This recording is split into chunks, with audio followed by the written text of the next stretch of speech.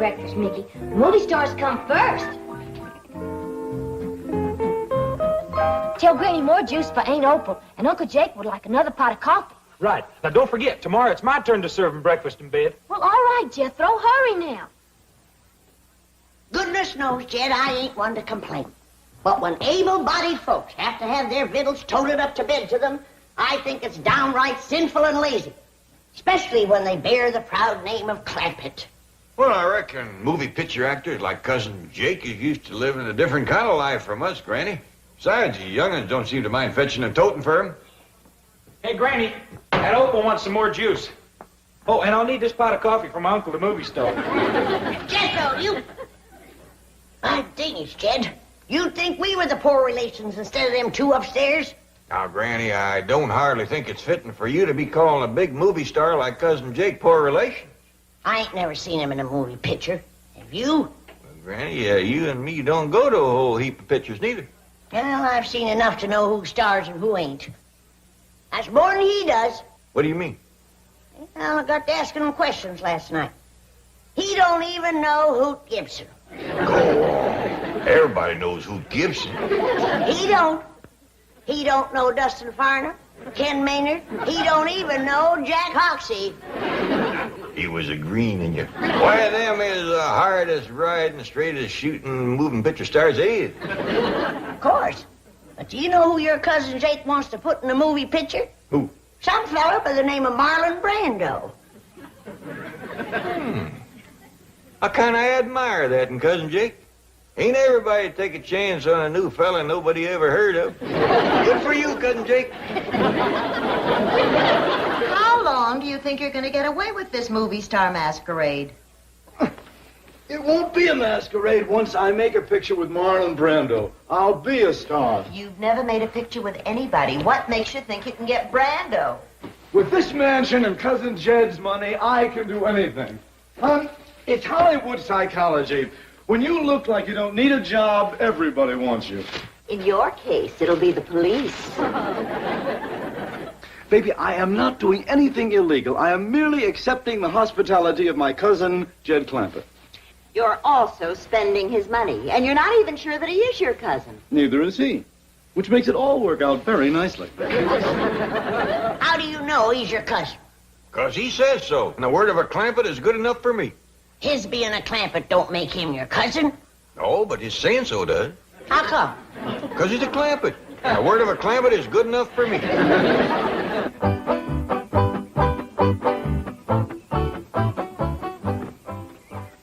Now, Jethro, before I speak to Cousin Jake, you sure it is what you want to do for a living? Yes, sir, Uncle Jed. I done decided I want to be a movie star. You give up the notion of being a pig farmer? Oh, yes, sir, Uncle Jed. I give that up to be a brain surgeon. What steered you off of being a brain surgeon? Well, I ain't give that up altogether now. If I don't like movie starring, I'll go back to brain surgeoning. Good thinking, boy.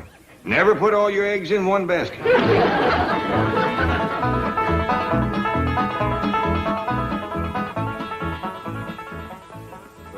Excuse me, Cousin Jake. I hate to bother you. I know you're powerful busy being a movie star and learning your parts and all, but if you could spare me a minute, I'd like to ask you a favor.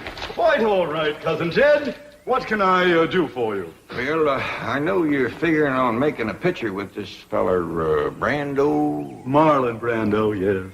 Yeah, that's a feller. Well, now, Jethro here has got a right powerful hankering to be a movie star. And I figured, since you're using an actor nobody ever heard of, couldn't you just as well use Jethro? Use Jethro instead of Marlon Brando? I'll make it up to you any way I can. Of course, I ain't got much to offer except money. But you're welcome to that. How much money? Much as you need. 5, 10 million? You know, there's a lot of Brando in that boy. It's fantastic. He is Brando. Jethro, let me hear you yell, "Hey, Stella!" I don't know nobody named Stella. Pretend you do. Howdy, Stella. Hey, he took that off real good. Just like he knowed her. Cousin Jed, I think that you have come up with a great new discovery. Well, Well, now, I can't claim the credit. After all, it was you discovered he was a great actor. Yes. Well, now, I'll tell you what. Jethro, there's a Marlon Brando movie playing in town. I want you to go see it. Study Brando. Learn all you can. All right? Is it all right, Uncle Jed? Hop to it, boy. Yeah, I'll be a movie star. Well, thank you, Cousin Jake. Thanks a million. Just a minute. I thought you said 5 or 10. Oh, you mean I... Think nothing of it. My pleasure. Where's Jethro going in such an all-fire hurry, bellowing like a bee-stung calf? He's going into town, Granny. Cousin Jake here done made that boy a movie star. Well, then, Cousin Jake here can just do that boy's chores. Granny, movie stars don't do chores like common, ordinary people. They do a lot of special stuff like getting shot off of horses and whooping a whole saloon full of bad men. Ain't that right, Jake? Quite right. Well, now, if you'll excuse me... You see, Granny, that's the kind of stuff he does. I still say he ain't no Hoop Gibson.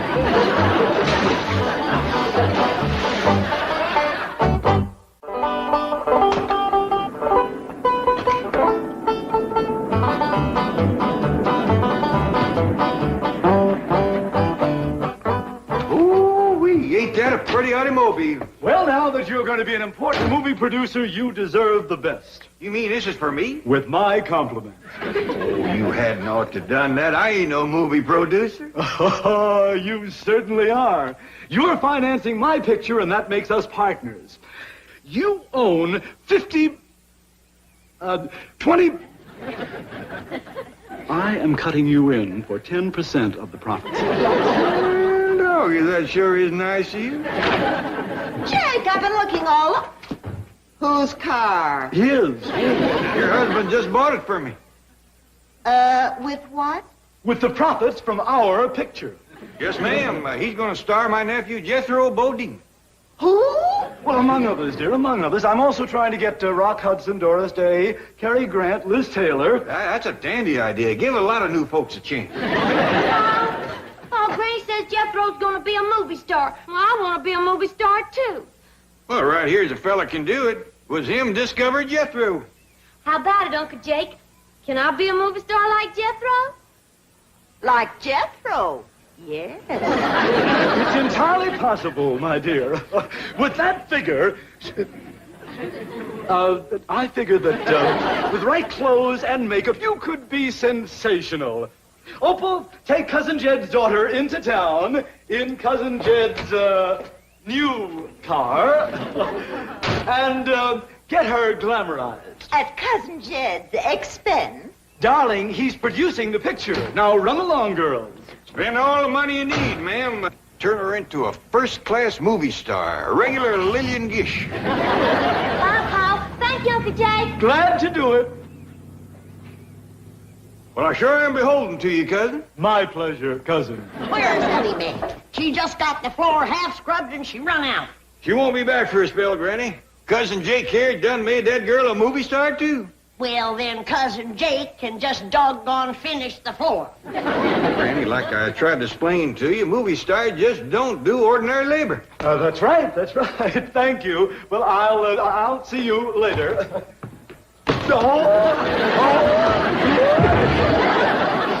He's getting better every time, Granny. I still say he ain't no Hoop Gibson.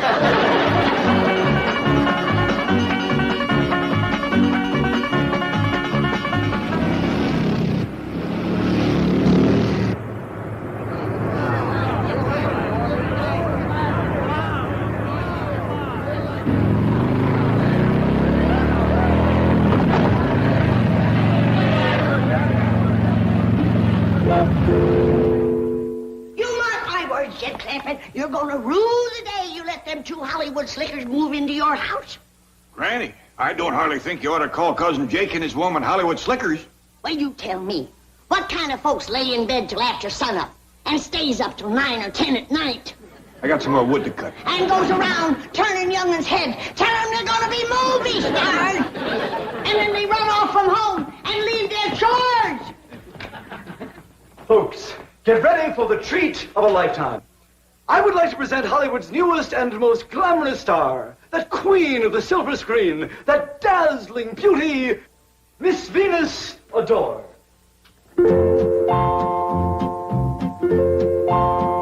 Howdy, ma'am. Howdy, Paul.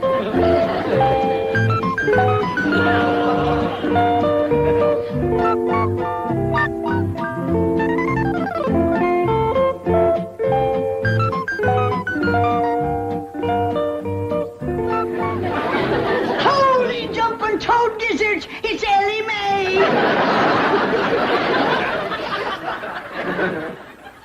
What was it you called her? Venus Adore, that will be her screen name. Well, Jed, have you seen and heard enough? Do you want me to take my shotgun to that rascal? I think I hear my wife calling. If you'll excuse me, please. I thought I'd better keep the engine running just in case. Jump in, they'll never catch you. Oh, very funny, very funny. If I could just figure a way to get around Granny, I'd have it made. Say, do you ever hear of Hoot Gibson? Must be a rock and roll singer. Oh, no. Hoot Gibson used to be a Western star in the old silent days. My mother used to talk about him. Western, so that's what she's so hepped on, with all that talk about Buck Jones, Dustin Farnham. Ah! Clear out of here, you varmint! Oh, did you see that? We have found her. We have found the dance hall queen for the new Hoot Gibson picture. Jay, come on. Opal, take her down to Western Costumes immediately and have her outfitted for the role of Straight Shootin' Jean, the dance hall queen. Oh, I can see that big scene now, with her sitting on the piano, singing her song, and Hoot Gibson comes riding into the saloon on his horse, sweeps her up into his arms, and rides off into... Hold on. You're just wasting time standing there giving me talk like that. I am? Yeah! Let's get going, Opal. If Hoot Gibson needs me, he's got me.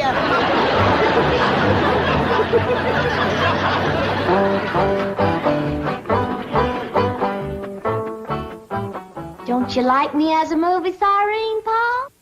Well, yeah, Ellie, of course I do. You're something to see. I bet you're going to be a bigger movie star than Pearl White. Of course, you're going to look a lot better when you get your hair fixed. Oh, it is fixed. Hey, you don't say. Cousin Jed, I think you better come out here. Some crazy kid is racing up down your driveway on a motorcycle. Look out!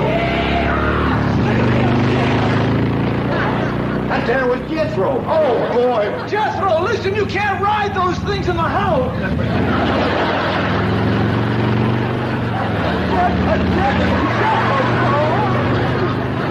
Wait till Granny sees Jethro ride that thing. Wait till she sees Cousin Jake. Even Hoot Gibson don't do trick riding no better than that.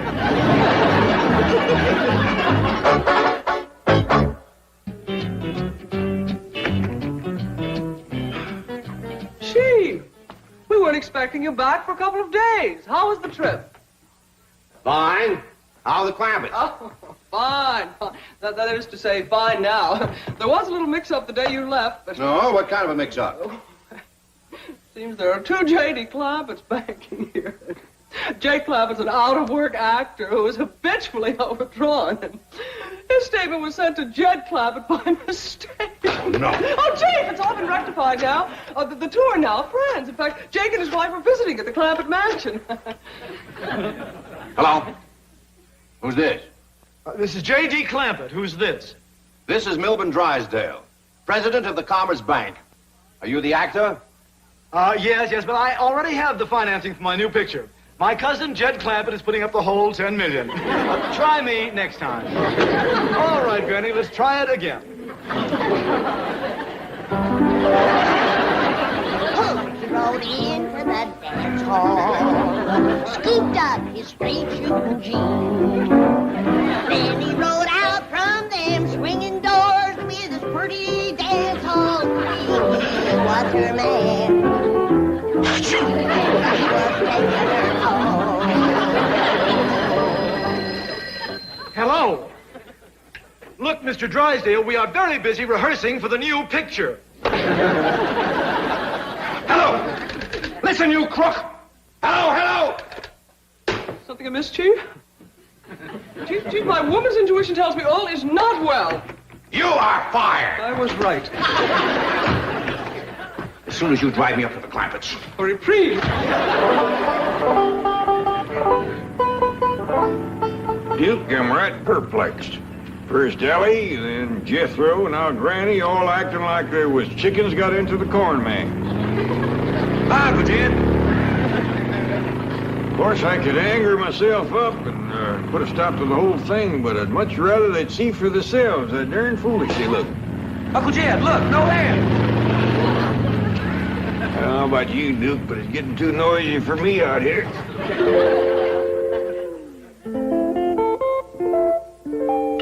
Now, I'm going to show you the Stanislavski method of acting. Make your mind a complete blank, and we'll start from there. Excellent, excellent. Now, become a tree. Tree?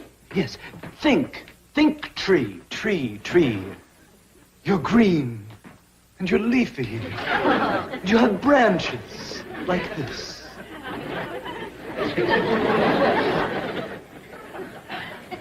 Howdy, Pa. Howdy, do. Come on, Duke. I don't hardly know her myself.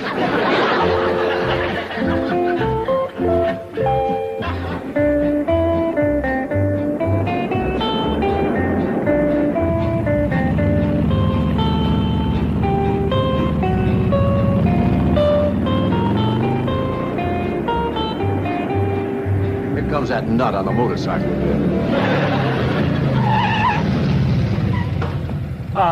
Hey, Stella, what do you say, baby? You want to drag me in that heap? See here, you young hoodlum. Jethro, get off that thing. I got split. I see you, Stella. That was Jethro? I'm afraid it was. Mr. Clampett, I want to talk to you. Let's go inside. Things is worse in there than they is out here. Well, why don't you both get in? You can talk while I drive. That's a dandy idea. Come on, Duke.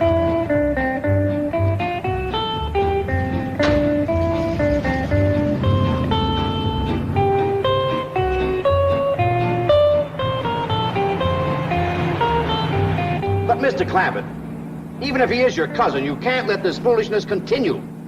I'd be right pleasured if my family would just go back to acting like my family again. They probably don't realize how ridiculous they appear to others. I tried hinting at it, but it just don't seem to take a hold.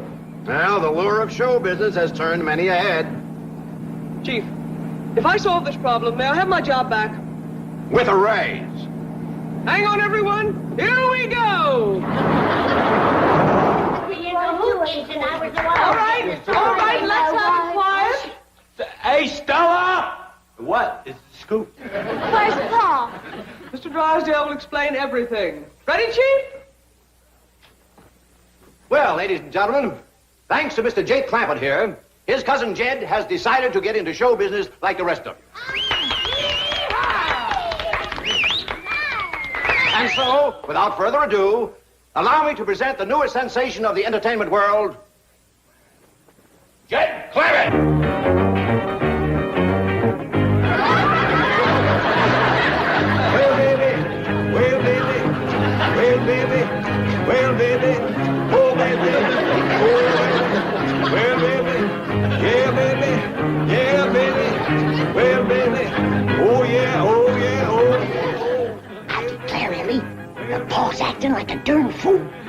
Sure does look funny. oh, baby, yeah, baby, And he's making a noise like a stepped-on frog. yeah, baby, yeah, baby. I reckon the men folks in this family just ain't got good sense. I wouldn't talk so much if I was you two. You look pretty darn foolish yourself. Well, so do you. Shh. You know something? I guess we all look darn foolish. Folks, the next number is a special from my cousin Jake here, because it was him made me what I am right now. Well, baby, well, baby, well, baby, well, baby, oh, baby, oh, baby, well, baby, well, baby, yeah, baby, yeah, baby, oh, yeah, oh, yeah, oh, yeah, oh, well, baby,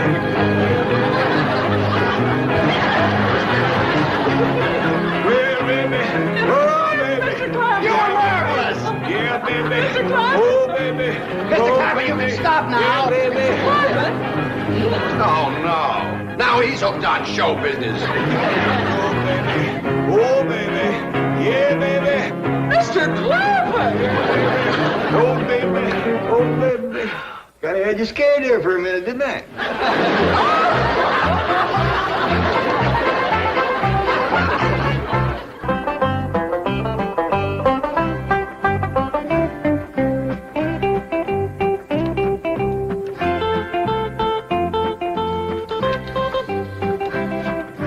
Can you stuff a turkey good, Billy boy, Billy boy? Can you stuff a turkey good for Thanksgiving? She can stuff a turkey good like a turkey stuffer should, but she's a young thing and cannot leave her mother. Can she roast a turkey brown?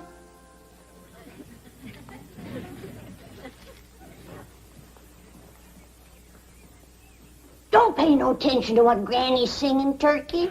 Where'd you go? Here, Turkey, Turkey. Here, Turkey, Turkey. Don't be scared. Granny don't mean no harm. See, I brought you some nice stuffing. I mean bread. Is she fixing gravy too, Billy boy, fixing giblet gravy too for Thanksgiving?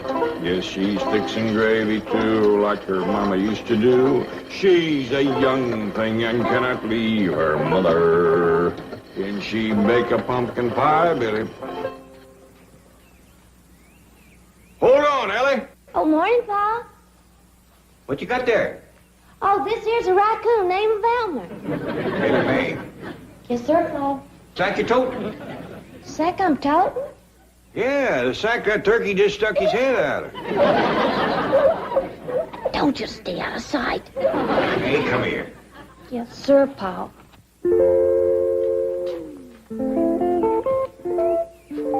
Ellie Mae, I told you not to go friendly enough with that turkey bird so close before Thanksgiving. Well, it wasn't me, Pa. It was Elmer here. Was it Elmer chucked him in that sack? Well, he didn't do it alone. I kind of helped him. Kind of helped him take him out and put him back in his pen. Mr. Drysdale gave us that bird for a meal, not a pen. He's awful smart, Pa, and friendly, too. Well, I learned him to shake hands. Well, Ellie, he ain't likely to be going into politics. I'll just take him out the sack, and he can shake hands with you. I don't want to shake his hand. What's going to happen to him is bad enough without him thinking a friend done it to him. Put him back and leave him be. Yes, sir, Pa. Come on, Elmer. Let's put poor old Herman back in the pen.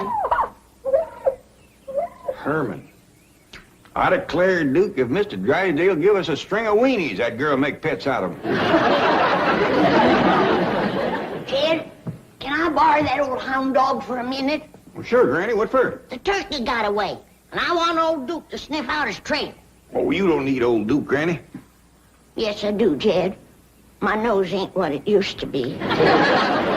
It was Ellie let Herman out. The turkey. Herman? Don't tell me she's making a pet out of our Thanksgiving victuals, is she? No, she's putting him back. Well, that's better.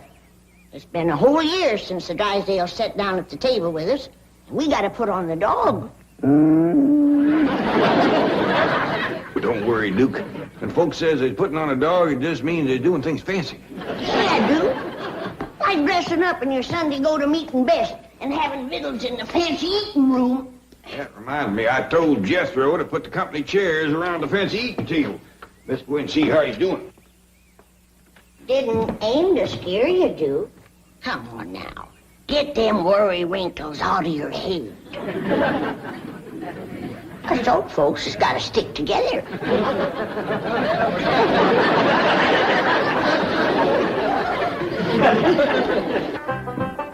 Uncle Jed, Granny, Ellie, me, Mr. Drysdale, Mrs. Drysdale, Miss Jane. How's it coming, Jethro? Oh, fine, Uncle Jed.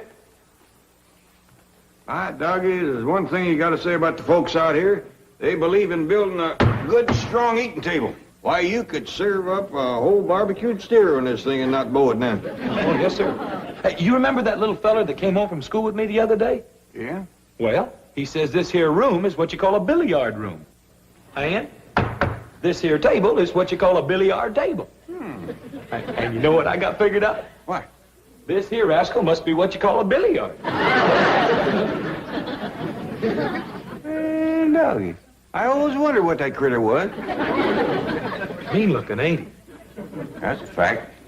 Judging from the size of his head, it must be monstrous big. I reckon that's why they had to build an extra strong table. You reckon we could shoot one of these sometime? They live around here in Beverly Hills? I reckon so. This little feller says his pa shoots billiards a couple nights a week. Kind of a night, do they? Yes, sir.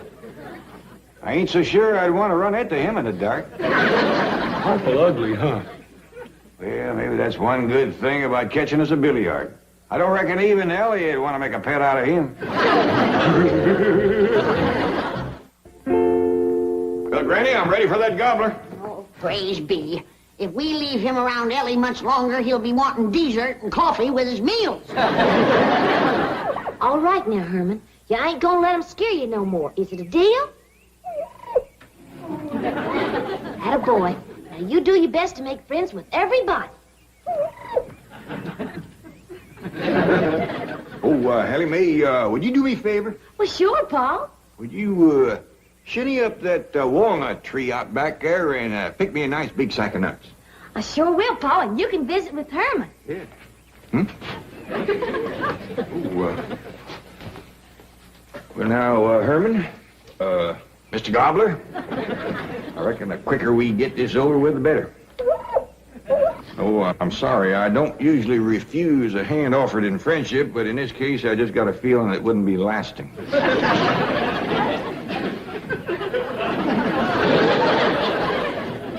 No hard feelings. I got nothing against you. You're, as turkeys go, I reckon you're right up there with the best, but I'd appreciate it if you wouldn't look at me like that. Oh, what's the use? I can't do it.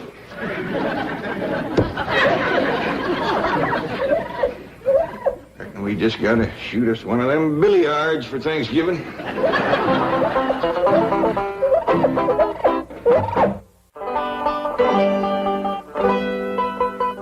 That there is what you call a Beverly Hills billiard. I don't care what you call it. I ain't gonna cook it. Granny, the folks that live here before us must have found it pretty tasty. This here table was built just special for billiards. I don't care. Anything that looks that mean gotta taste mean. Besides, it's too big to cook. I could dig you a barbecue pit out back. No, sir. Mr. Drysdale give us a turkey, and I got the stuffing made. And by digs, I want that turkey cleaned and dressed and no more foolishness. I'm sorry, Granny, I just can't do it. Maybe Jethro can. He ain't got acquainted with Herman like I have. Do what, Granny? Clean and dress a turkey. Can you do it? I reckon so. Well, get at it. It's back of the kitchen in that pen. Yes, ma'am. I declare, I never thought I'd see the day that Jed Clampett was scared to kill a turkey. Heaven help him if he ever meets up with a billiard. And Granny, I got the turkey all cleaned and dressed. Fetch him in. I'm ready. Yes, ma'am.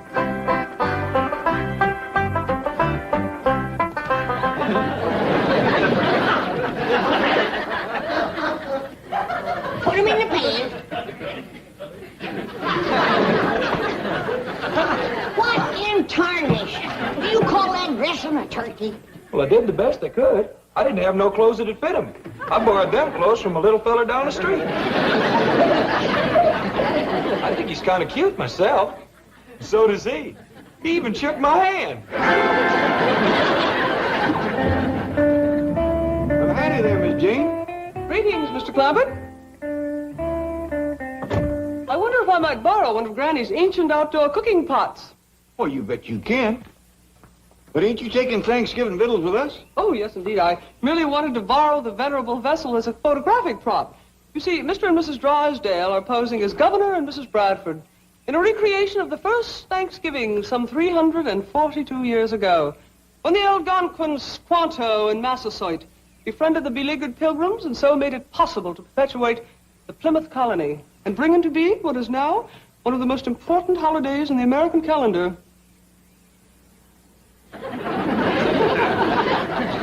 What was it you wanted again? What? Oh, yeah. I'll fetch you right out.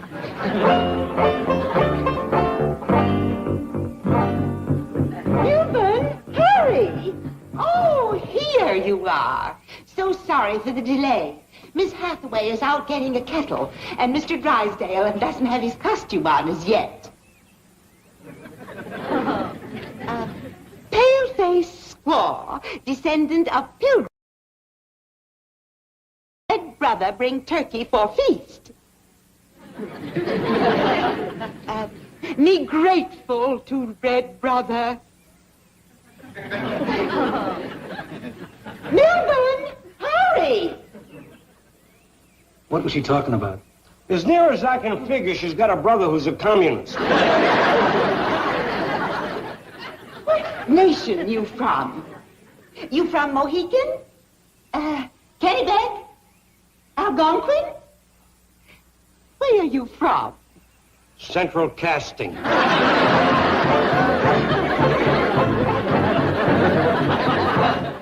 Now you go and take the head off of that gobbler. I just can't do that to a critter that keeps wanting to shake my hand. What is the matter with you?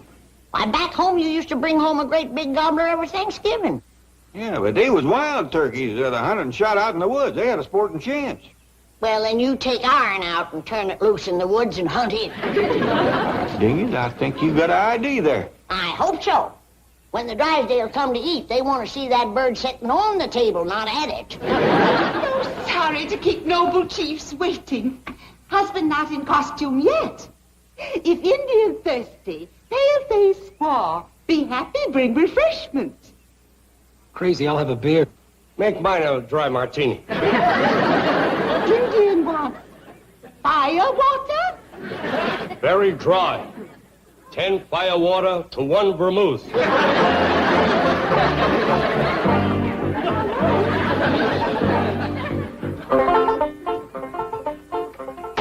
where y'all going with Herman?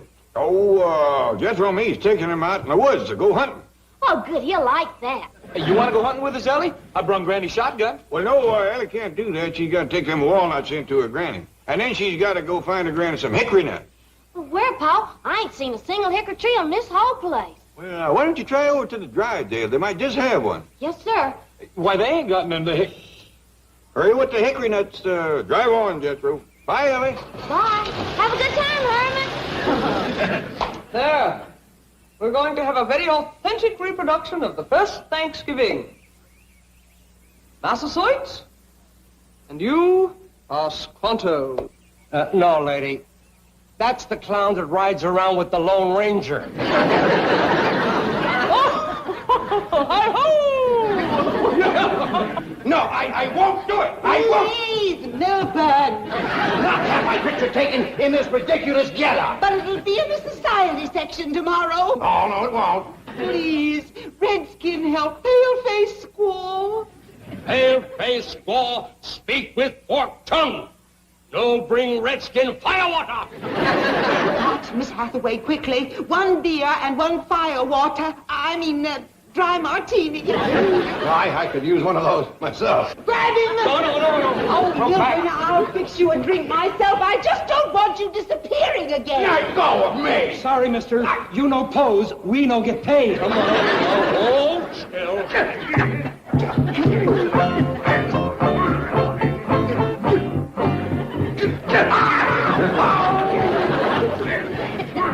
She's a young thing. Granny, get the gun. Injuns, get your guns. The Injuns is attacking. Injuns. You mean Redskin savages? Yes, ma'am, they's on the warpath. They done captured Mr. Drysdale. Where's my gun, Ellie? Ellie, where's my gun, Ellie? Jethro took it to the woods with him this morning when him and Pa went hunting. Just like my granny always said. Them Redskins wait until the men folks disappear with the guns, and then they attack. What do we do, Granny? We'll fight them tooth and nail.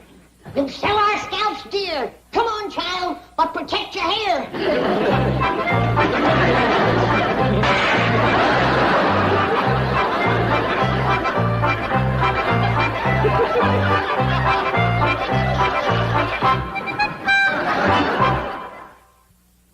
Now then, happy pilgrims, happy Algonquins. terrible. What do you want for this kind of dope? Custer's last stand? Oh, no. I meant my chief, Mr. Drysdale. Now then, everyone, smile. Smile. Hold it, hold it, hold it, hold it. Excellent. Goodbye, all. Wait, Milburn. The next is the most important picture of all, where the Indians give us the turkey. Oh, Margaret. I shall reload the camera while you get the bird. Where is the turkey? It was in a crate right over there. Well, that's the one you mean I gave to the Clampetts. You what? Well, they did invite us over for Thanksgiving dinner. It seemed the least I could do. I am not eating with those dreadful people. Then I am not posing for these dreadful pictures. Please, Milburn, go get the turkey back. Oh, they'll think I'm an Indian giver. No offense, Bella. Then I'll get it. Oh, no. I'm not going to have you insulting them. Look, tell us where the turkey is and we'll get it. At the Clampetts. Right through that hedge. Right through there? Come on, friend. Right through there. Oh, tell them you just want to borrow it. They can have it back.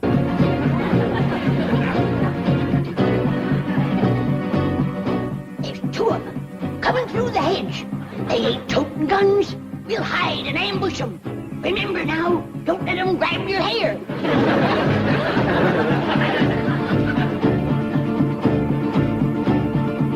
Jump in!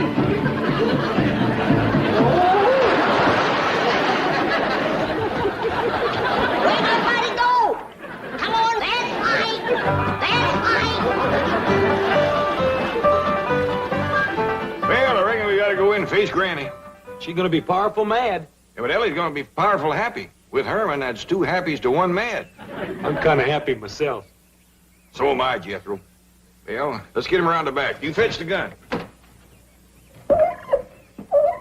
Come on, Herman. Outside of a politician, I ain't never seen any critter so all-fired anxious to shake a man's hand.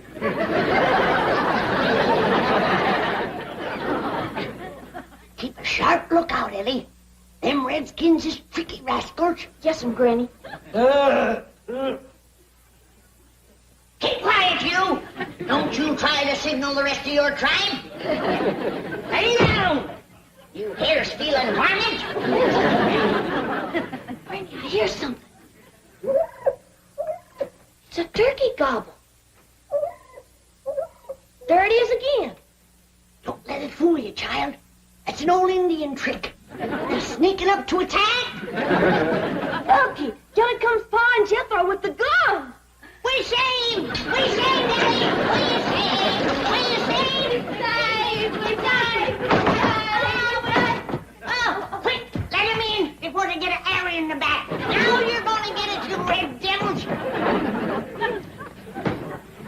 Granny, what in tarnation you got here? Some bloodthirsty savages, that's what we got here. And don't you never go off and leave us without any firearms, unless you want to come home and find a couple of bald-headed women. Yeah, they tried to scalp us, and we jumped them first. Well, how in the world could there be wild Indians in Beverly Hills? Any place that can have them ornery-looking billiards can have Indians. The next time you get me a job like this, I want stuntman's pay. Injun, I reckon you better stay till my Uncle Jed says you can go. Oy vey is me. Anybody understand Indian talk? Here, have a slug of Granny's rheumatism medicine. Thank you. Get the kinks out of your joints. So, here you are, lollygagging while we're waiting. And you, always after the firewater. You'll never work for me again. If I do, I'll want to read the script first. Me? Well, shame on you. No, I warned you not to come over here and insult these people. I'm not insulting anybody. I'm being insulted. Oh, baloney. What's keeping everybody? The turkey's right outside. Don't you dare touch Herman.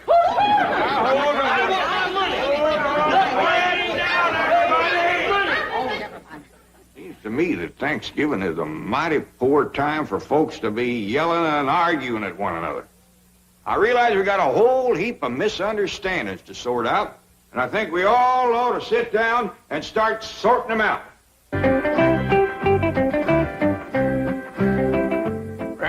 Mighty fine Thanksgiving victuals. Best tasting fish I ever had. What do you say this is called again, Chief? Gefilte fish. My mother fixed it. I dingy, you Indians sure do know how to cook. That's a fact, Granny. That there chicken soup was the best ever. Everything is delicious. Marvelous dinner. Delightful. Herman and me sure like it, don't we, Herman?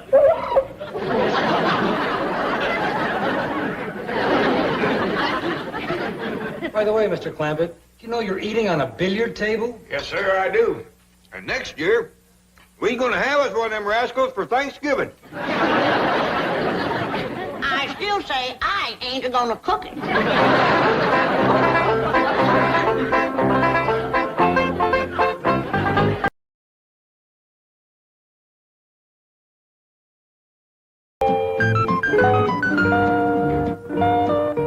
Morning, Nellie. Morning, Paul. Where's your granny? How about a cement pond?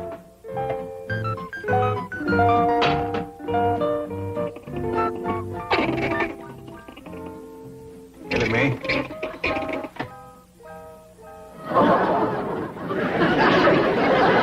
I'd like to strike up a bargain with you. What's that, Paul? If they won't eat in my kitchen, I won't eat in their tree.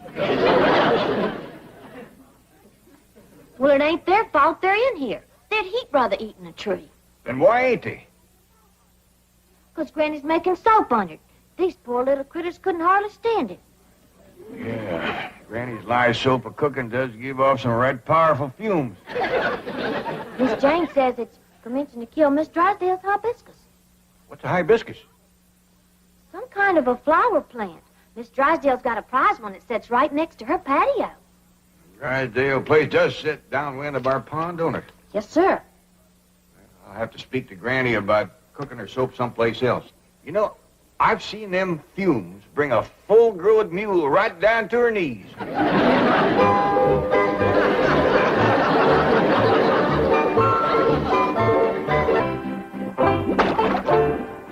Hey, Granny, some more of the bark off this tree just fell into your soap. That's all right, Jethro. It'll dissolve. Hey, have you noticed some of the branches is turning to mite brown, puckering up? Yeah, I reckon the bugs is after it. Could it be your soap? Nah, bugs won't go near my soap.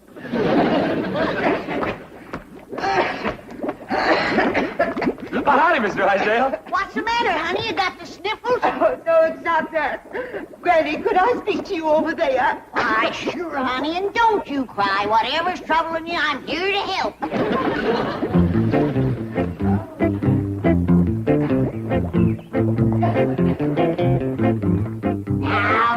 Now. Dry them tears and tell old Granny what's got you to bawling like that. It's your soap. Oh, you can have all you want. Feel better now? It's not that. It's the vapor. Is it bad? Yes. In fact, I've just had dreadful news from my nurseryman. What'd he say? He said, unless you do something, he's going to have to take out my hibiscus. No! Oh, I'll help you. Don't let them go to cutting on you. Morning, Miss Drysdale. I'm right sorry about your hibiscus. Jed, maybe she'd rather not talk about it in front of you. Oh, no, that's all right. I'm glad Mr. Clampett is here. As you know, your pool area practically adjoins my garden. Yes, ma'am. Well, I'm giving a garden party this afternoon about 3. You will be through cooking soap and hanging wash by then, won't you? Oh, can we yet? Oh, please do. The very best people in Beverly Hills will be there. And I was hoping that you folks would cooperate. Oh, we'd be glad to cooperate. You betcha we will. But even with our help, should you be giving a party with your ailing hibiscus? I shall rise above that. Well, don't let them take it out. I'll doctor it back to health for you. Thank you. Perhaps tomorrow. Now, remember, the party is from 3 until about 5:30. And I'll appreciate it if all of you will be as inconspicuous as possible. Perhaps Jethro could drive you around in the truck. Oh, no need to do that. We can walk over to your place. And we'll be on time, too. 3 o'clock sharp. Granny, this poor little critter just can't stand no more of your salt cooking. Well, let him go some other place then. Take him over your place for a while, Miss Drysdale.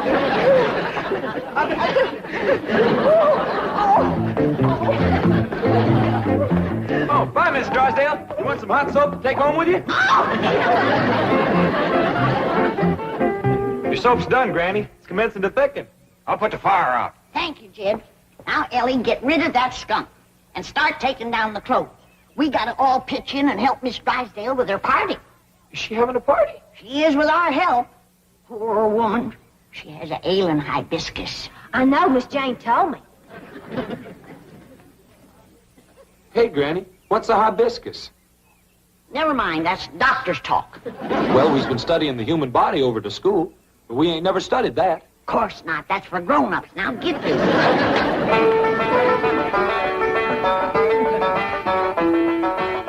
No, Ellie.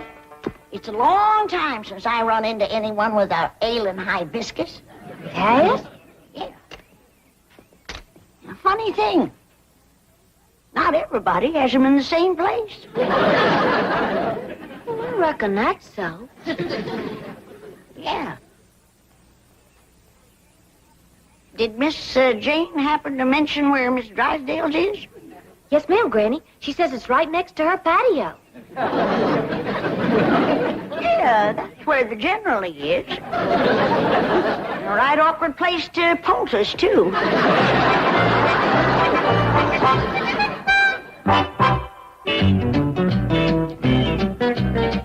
I might add that the construction of high-rise buildings in the Beverly Hills area is a contributory factor in the financial up... Who let these tramps in? Get out of here! See here, you derelict. You're... Oh, Mrs. Drysdale. Ravenswood. Right. Here, Milburn, have a skunk. That's only a toy. I was handed the real thing. Margaret, what's the meaning of this masquerade? It's a graphic illustration of what will happen this afternoon unless you do something about those hillbillies. What do you mean? They're going to crash my formal garden party. Oh, nonsense. They couldn't care less about that tea-sipping poodle pack you run with. That's true. Think they've been invited. And I warn you, Milburn, if they ruin my garden party... No, Margaret, will you relax, dear? I'll solve this problem just as I've solved dozens of others. Now, you and Ravenswood run along home and I'll handle everything, all right? All right. Sir. And please take the freight elevator. Tell me, Chief, just how do you plan to solve this problem? Just as I've solved dozens of others, I'm turning it over to you. Come on, get away from here. I got victuals to cook for Miss Drysdale's garden party. What's a garden party, Granny? I ain't sure I know. You, Jed? Yeah, I've been studying on it some. I think I got it figured. What you got figured? Well, when folks has a barn-raising party, everybody comes over and helps you build a barn. When you have a quilting party, everybody gets together and makes a quilt. So I reckon when you got a garden party, everybody comes over and makes a garden. That figures. Jethro, you and me got to get the shovel and the spade and the tater fork all honed up nice and bright. Chances are these Beverly Hills society folks is going to show up with some fancy, shiny tools. Come on. Just a minute. Just a doggone minute. What's the matter? Well, when I wanted to plow up our front yard and make a garden, it was the Drysdale that said I had an order. Now, how come they's making one? I think I got that figured. What you got figured? I hear tell Miss Drysdale is overpowering fond of flowers. I reckon she wants to make a flower garden. Yeah, that figures. I reckon so. Come on, Jethro. The ground will be turned. Yeah, that figures. Oh, howdy, Miss Jane. It's good to see you. Kid, put an edge on this thing while I have a little private talk with Miss Jane. Here, Granny.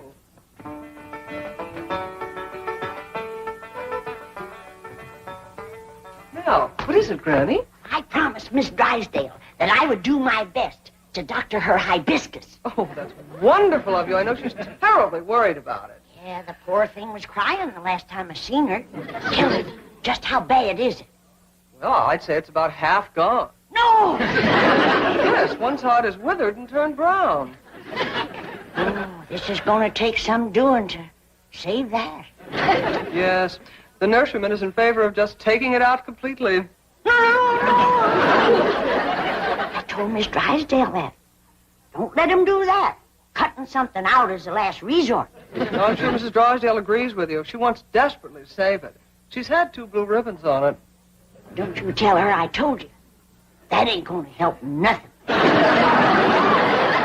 you are, Granny. You can split a frog's hair with that. Oh, thank you, Jim. Come on out to the kitchen, Miss Jane. I'm mincing me some crawdads for Miss Drysdale's party. Oh, no, wait. That's what I want to talk to you about.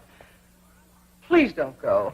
What? What? And disappoint Miss Drysdale? Just when she needs us? And we give our promise? Please believe me, you will not enjoy it. Well, this is a poor time for us to be thinking of our own enjoyment when you-know-who has got a withered you-know-what. Jed, everything's honed and sharpened. Howdy, Miss Jane. Are you going to the party? No, Ellie, and I hope none of you will go either. What? What's got into you? Now, hold on, everybody. I'll handle this. Miss Jane, you know how fond we are of you. You've been a good friend to us, but I reckon the time has come when we got to do what we know is right, and we're going to that party. All right, if you insist. But you can't go to a garden party in those clothes. Oh, of course not. We're going to put on our old clothes. Old clothes? Yes, ma'am. You can't expect us to do gardening work in our good clothes. But you don't garden at a formal garden party. What do you do? Stand around and sip tea and listen to music and boring conversation. Now, do you still insist upon going? All right, but first, will you do one thing for me? Chief, I would like you to meet a society family who are on their way to your wife's formal garden party. Are you kidding? I've got no time for those professional tea tasters. I think you're going to like these people. Entree. Hi, Mr. Drysdale. Jed Clampett. Ellie Mae. Jethro. And Granny. Can that be you? I ain't sure. You don't look like me. Miss Hathaway, how did you do it?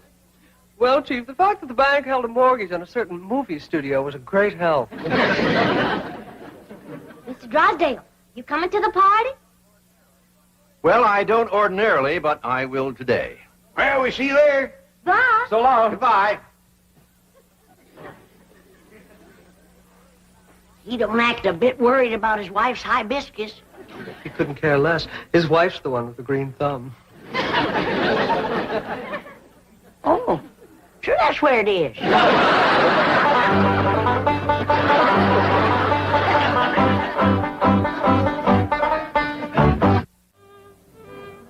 Oh, hello, Millicent. So glad you could come.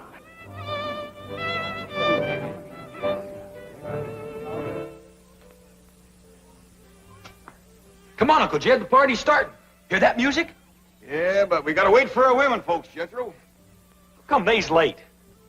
Women is always late, Jethro. How come? No man can answer that. Probably no women neither. There sure is a lot of pretty girls over there at the party.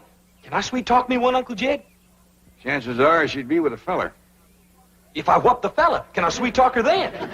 No, Jethro, this being our first Beverly Hills High Society garden party, I reckon we ought to just watch the folks and not go to scrapping. Unless, of course, everybody else does. In which case, be careful of your borrowed clothes. Yes, sir. Elmer and me's ready.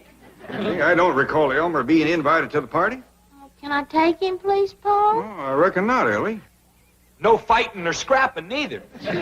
Well, this party sure ain't gonna be much fun. Oh, yes, it is. I make sure of that. Remember now, Granny's rheumatism medicine is just for old folks with rheumatiz. For not so old folks. who want to ward it off. Providing, of course, they's married. Well, come on, everybody. Let's load up and cut through the hedge and get to the party. Bye, Elmer. Dorothy, all the way to Santa Barbara. How lovely. Oh,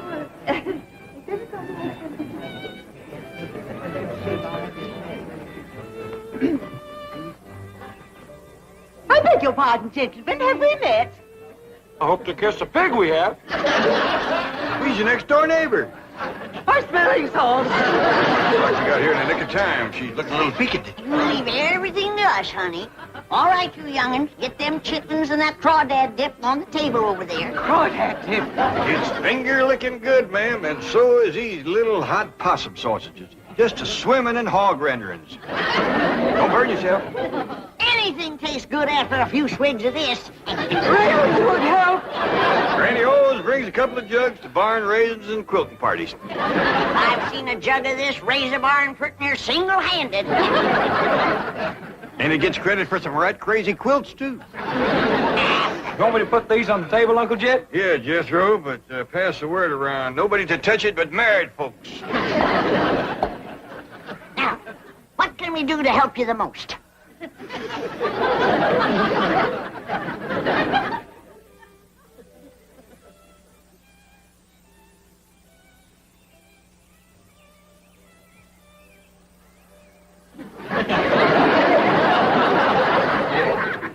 How soon did she say the overflow would commence to overflowing over here? She didn't say no particular time, Jethro, but when it commences, we's in charge of it. Let's see how it's going over there. My possum sausages will be stone cold. Eh? Want me to take them in and put them on the stove for you first, Bill? Thank you, Ellie. But be careful. Don't splatter any hog renderings on your party dress. I won't, baby.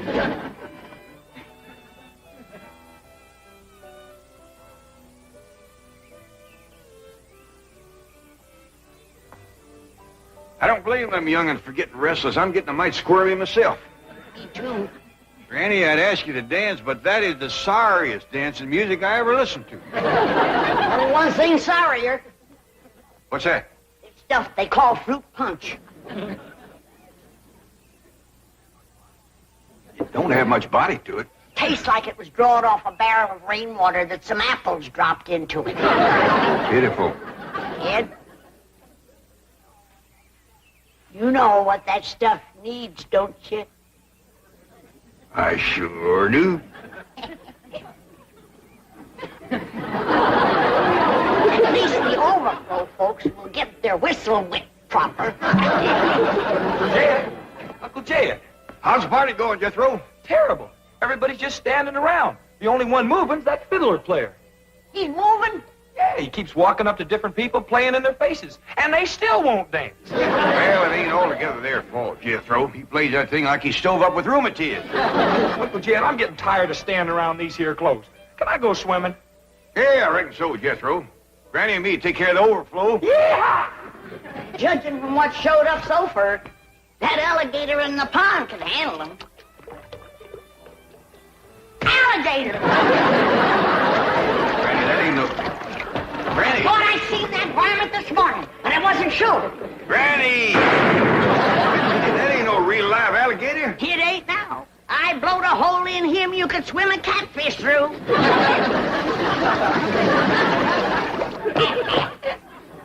Granny, I reckon it's a mite late to be telling you now, but... Hey, what happened? Everybody all right? Howdy, young feller. My name is Jed Clampett. Kirk Massey. And this here is Granny. Howdy. How do you do? Hey, we've been listening to you sawing on that thing. Kind of sluggish, ain't it?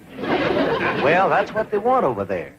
Well, it ain't what we want over here. Now, come on. We got the overflow here. Come on, let's liven things up a little bit. Well, may I have some of the punch for I it first? recommend it. Come on, everybody, get some punch. Here comes the hot sausages. This here is my daughter, Ellie Mae, and that young fella carrying the sausages is my nephew, Jethro. Well, howdy. Wow. Hey, Fred. Howdy. Wow, Hey, Doris. Hey, fellas.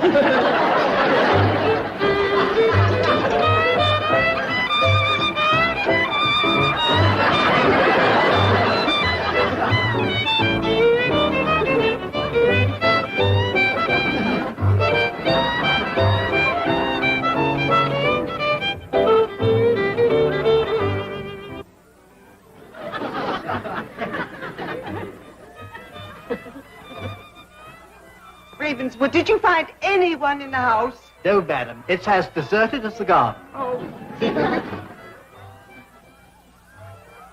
Madam, might I have the rest of the afternoon off? What?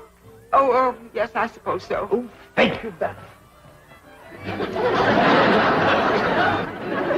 Party over so soon?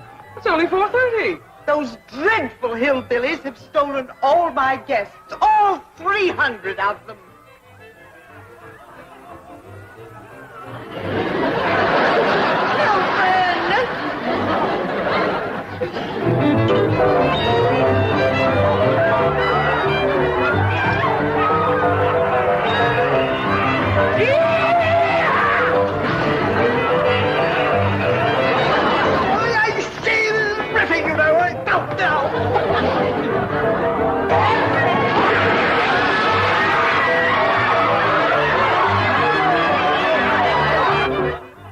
Miss Drysdale, can I see you for a minute?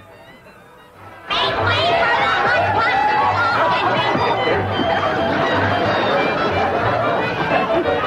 Careful of her hibiscus, Jed. Any party, Miss Drysdale. Thank you, Mr. Clampett.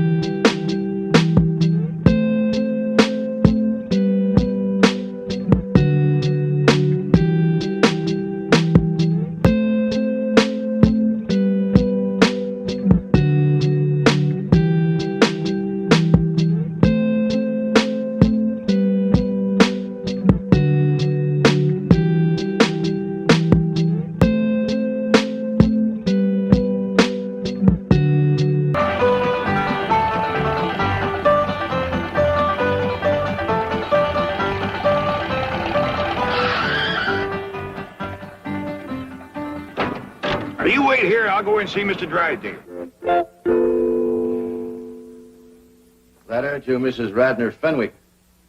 In reply to yours of the 10th, seeking capital for your contemplated housing development. Mrs. Fenwick is seeking capital with her millions? Well, she's too smart a businesswoman to take the whole risk herself. Excuse me, someone to see you. I told you no interruptions. I told you no interruptions.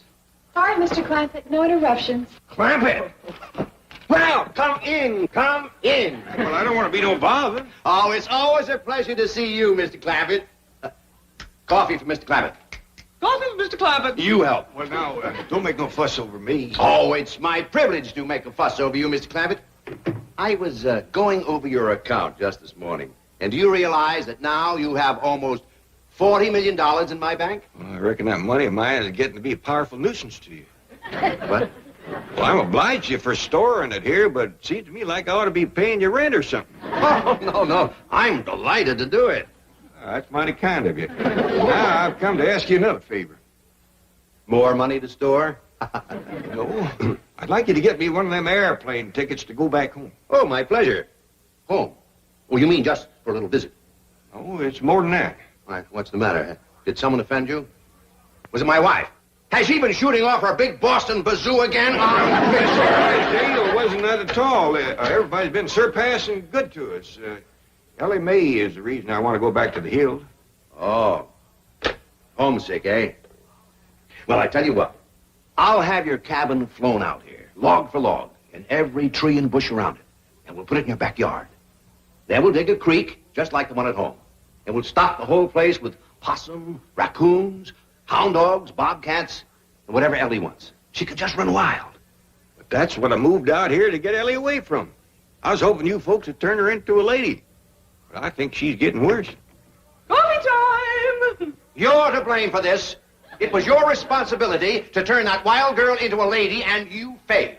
What have you done now, you overdeveloped vixen? No, not her. I'm talking about Ellie Mae Clampett. Oh, But wait, she- Mr. Drysdale. Miss Jean done the best she knowed how. Well, as a matter of fact, it was her who got Ellie her first ball gown. That's true. By the way, I haven't seen that gown since. What happened to it? Oh, you sure was right. Oh, Huggins, you don't have to wear boys' clothes to have fun with boys. Hey, May, you promised me you wouldn't wrestle. I ain't been wrestling. And what have you been doing in your ball gown? Doing what I'm supposed to do, playing ball. Oh, I made 2 touchdowns and kicked 3 field goals. Granny gave that gown a good scrubbing with her lye soap and patched it, too. But it never looked quite the same after that. Mr. Clampett, we have failed you. And when I say we, I mean you. But, Chief, Don't argue with me. what are you standing here for? There's work to be done. But I just... Don't argue with me. Feel like I'm causing a lot of trouble for folks that ain't to blame. Now, if you just get me that airplane ticket... No, Mr. Clampett. We'll work on Ellie Mae. We'll polish her. Ellie Mae don't take a polish real easy. We'll have to face it, gentlemen. Ellie Mae is a wildcat on wheels. Oh, you heard about this morning, did you? Heard what? Ellie being on wheels. Wheels? Granny and me was having a cup of coffee. And all of a sudden, we heard this roaring noise. If that's Jethro riding his fire-spitting bicycle again, I'm going to take a hickory stick to him. Thank you, Granny. Want to go for a ride? Sweet-smelling polecats. That was Ellie Mae.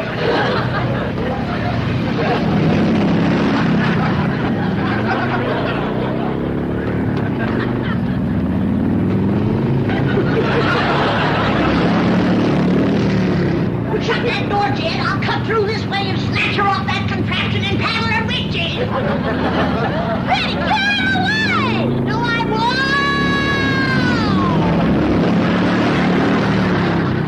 Hold on, Granny, I'm coming. I never would have caught her if she hadn't rode that thing into the cement pond. Oh, poor Granny. When I pulled her out, she was madder than a wet hen. Wetter, too. Right then, her and me decided that what Ellie needed was a full-time mom.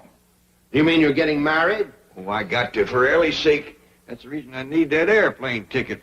I'm fixing to go home and court myself a hill woman. How about a Beverly Hill woman? Oh, these fine city women wouldn't look twice at a grizzled-up old mountain goat like me. What are you talking about? Mr. Clampett, you are one of the most eligible bachelors in this entire city. When word gets out that J.D. Clampett is seeking a bride, there will be women beating down your door. Might be a good test for him. It'd take a strong one to handle Ellie.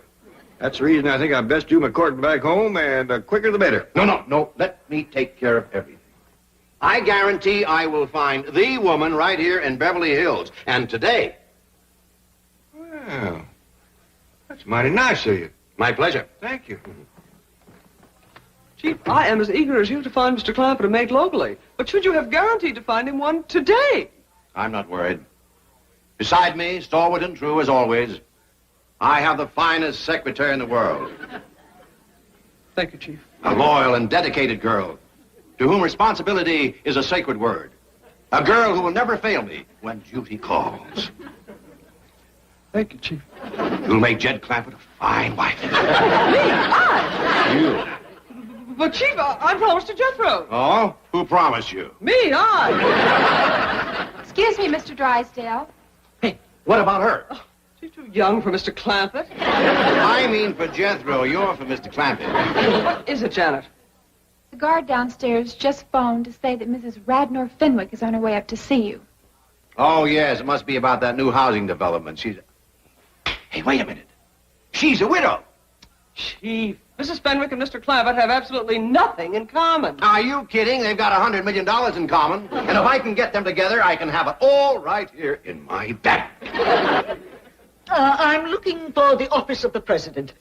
Mr. Pyersdale or Skyrsdale or something.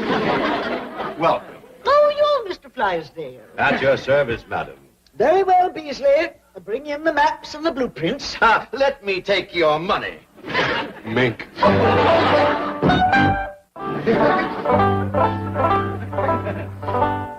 Howdy do, ma'am. My name is Jed Clampett, and Mr. Drysdale, my neighbor, said you're prime for a little courting. I brung the guitar, and if we can set in your porch swing out yonder, I'll take a crack at serenading you. Excuse me, ma'am. I ain't done no active serenading and courting in nigh on to 20 years. Oh,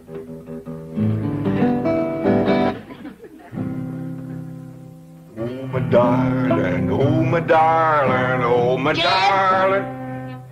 What's all this nonsense about you courting a city woman? Well, it was Mr. Drysdale's idea. Well, it ain't worth shucks. City women is spoiled rotten. Mr. Drysdale's going to cull through a bunch of them and trot out the best of the lot. All they think about is smearing themselves with beauty grease, fancy-smelling renderings. Why, if you was to hug one of them, she'd squirt out of your arms like a prune pit. Well, at my age, I don't figure to do a whole heap of hugging. What do you mean, your age? Why, you're a fine figure of a man. A heap too good for these Beverly Hills society women. Judge Clampett speaking. Oh, howdy, Mr. Drysdale. You got any prospects for me? Indeed I have. Ever hear of Mrs. Radnor Fenwick of Fenwick House? Fenwick, Fenwick? Oh, yeah, that's the widow Fenwick. Got the skinny daughter named Cynthia. That's the one. And she's very interested in you, Mr. Clampett. Very interested indeed. Well, you don't say. Granny, you remember the widow Fenwick? Yeah, and you ain't gonna get no dowry out of her. She's poor as a church mouse. Oh, Drysdale. That's Drysdale, Mrs. Fenwick. D-R-Y, Drive. Yes, so am I. How about some tea? Good idea. Well, what news? Mr. Clampett is very interested indeed. Just how interested? I will need $10 million to get this project rolling. Well, I believe I could recommend that as a good sound investment. Splendid. Provided you and Mr. Clampett hit it off personally. Personally, this is business. Well, Mr. Clampett is that kind of man. And it is important that his family like you, too. I've no time to socialize with those eccentric hillbillies. I have here my general contractor's license. I'm ready to start bulldozing. Mrs. Fenwick, both you and I know that those first 10 million are very hard to come by. Oh. Very well, but remember one thing. I control this honeymoon lane venture. I'm not having anyone tell me what to do with their money. Jed, I still say that you ought to go back home to do your courting, where the woman could bring you a dowry. You can bet dollars to dumplings that widow Fenwick ain't gonna come through that door leading no big fat sow. Well, now, Granny, a dowry ain't everything. Widow's got experience. She raised a daughter of her own. You remember Skinny Cynthia? I do. Here's your courting candy, Uncle Jed. Oh, thank you, Jethro. Put it in the truck and put my guitar in there, too. Because Ellie fetches my flowers, I want you to drive me over to the widow Fenwick's. Is that who you're going to court? That's what I'm starting with. Well, Uncle Jed, now that you're here in Beverly Hills, why don't you court one of them Hollywood movie stars? Well, if things don't work out with the widow, I might just ask Mr. Drysdale, can he fix it so I can meet Lillian Gish? Maybe even Mary Pickford. Now you're talking dowry. I bet you that Mary Pickford is good for a herd of milk cows and a barn full of setting hens.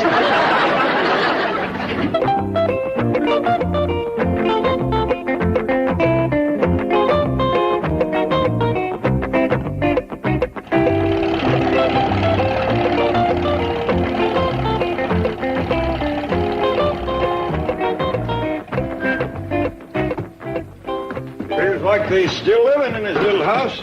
Still got the name on it, big as life. Yeah, poor but proud. Hey, Uncle Jed, I got an idea. How about me going inside with you and courting Cynthia while you court the widow? I don't hardly think there's room in that little house to do double courting, Jethro. I'll tell you what. You come in and say howdy, and then take Cynthia for a walk, leaving the widow and me alone. I like you, John. You want to do some sparking, huh? Widow Fenwick? Anybody home? Widow?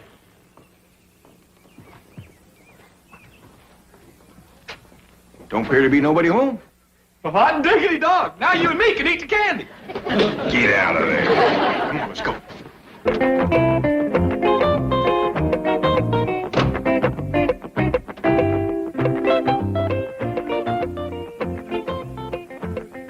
Do you wish the mink, madam? No. I think better psychology not to appear too affluent in front of these hill types. However, I will take blue chip. Oh, Helms always makes such a good impression. Wait in the car. I'll telephone if I need you. Very good, ma'am.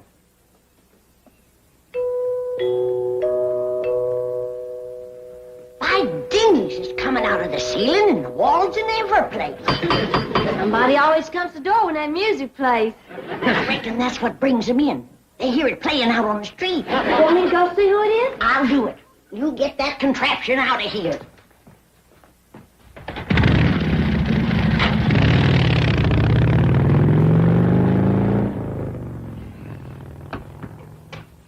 Well, Widow Fenwick, come in. How do you do? I see you managed to scrape up a dowry. Little lamb, ain't he? Oh, indeed he is. Well, he ain't much. But it shows your heart's in the right place. Come on out to the kitchen. We'll commence fattening him up. I'm fixing to court you 'em all. Not bad. Is that why the widow Fenwick done come over? She here? Sure is. Mr. Beasley yonder brung her over in his new car. Beasley, huh? I sure hope Mr. Beasley ain't got first call on the widow. Wouldn't want to be grazing in another man's pasture. Especially him being a soldier in uniform. Oh, splendid you've returned. Howdy, Widder. I reckon I was at your place when you was coming over here. Well, we're together at last, and now we can make up for lost time. May, why don't you go out back and see if your granny needs some help? Sure, Pa. Well, Widder, seeing as we ain't at your house and we's over here, you mind stepping into my parlor? The sooner we get down to business, the better. Sure don't beat around the bush, man. Mr. Clampett, may I ask you a question? Yes, ma'am? Your banker tells me you're worth $40 million. Well, that's what I hear, give or take a few million. Why do you drive around in that truck and dress as you do and eat grits and hog jowls? Well, the way I look at it, Widder, if you got it, spend it.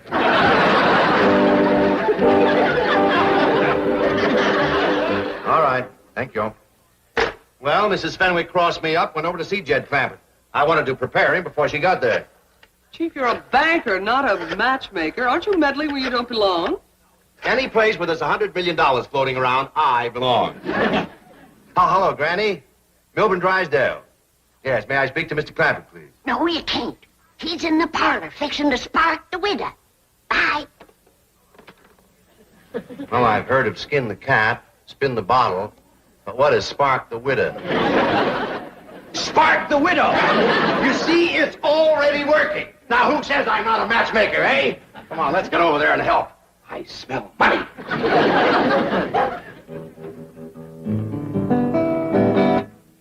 Now, Mr. Clampett, what are you doing? Can't we get to my proposal? well, ma'am, I kind of like to tune up, sing you a song or two first, kind of get you in the mood. I'm in the mood. Sorry, but I ain't. When I go to court, I always like to build up to it gradually. But you're not going to court. I ain't? No, there's no need for that. Once we reach an agreement, my lawyer can handle everything. Don't that kind of take the fun out of it? Mr. Clampett, I am not in this for fun. Now, look, I'll put my cards right on the table. You are the man I would like to have come with me into Honeymoon Lane.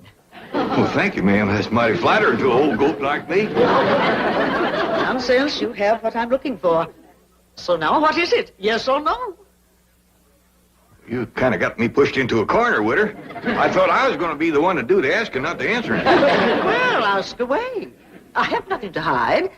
What are you in doubt about? Your banker likes what I have to offer. Dun & Bradstreet have given me their highest rating. And the city engineer has approved my construction. Ma'am, I ain't doubting them, but them's things a man kind of likes to find out for himself. Clampett, I'm sorry to rush you, but time is money to me. There are several very wealthy men in this town that would jump at my proposal like that. But I like you. Now, I have the license, and I have the heavy equipment. Yeah, I reckon you do. All right, then, if you'll just answer yes, we can get started on Honeymoon Lane today. Now, what do you say? Widder, ain't you being a mite pushy? You're darn tootin' she is. And if she's this pushy, flat-busted broke, thinks what she'll be when she gets her hands on your money. Did I hear you use the term broke in referring to me? I did. You might be as proud as a peacock, but you're as poor as Job's turkey, and you know it. My dear, quaint little woman, I am Mrs. Radnor Fenwick of Fenwick House. That home alone cost me $3 million. For that little place? Winner, you got slicker. The fella can't stop! Lily Mae, you have done ruined that door. I told you to leave that thing out in the shed. No, you didn't, Pa. You just told Jethro to put it there. Winner, I know you ain't one to beat around the bush, and I'm going to speak plain myself. That young'un of mine's going to take a heap of taming. Are you willing? Are you kidding? That'll be your job if and when you're her ma. And I'm what? Hop on, Ma, and I'll take you for a ride. Now, hold on. The widow ain't your ma unless we get proper married. Married? You and me? Well, I don't hardly think we can get to honeymoon lane without it. Mr. Clampett, I once said I would do anything for enough money. And I'll retract that statement. What you meant by that?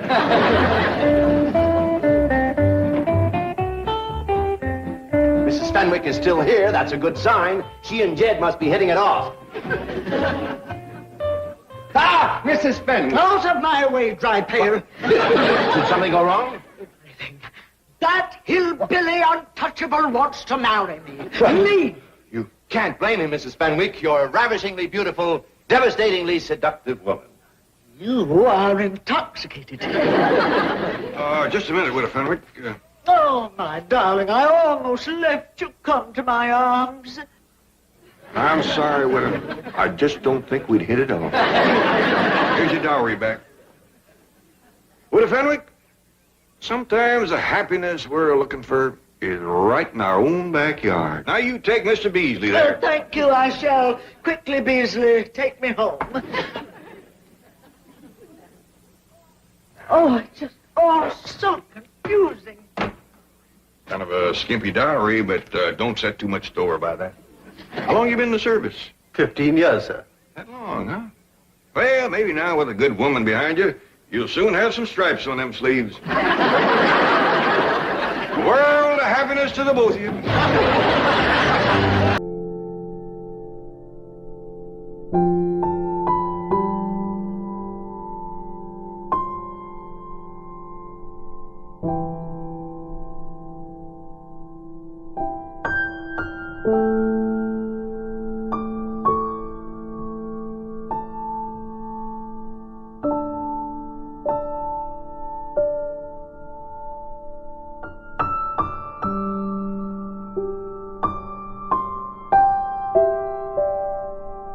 Thank you.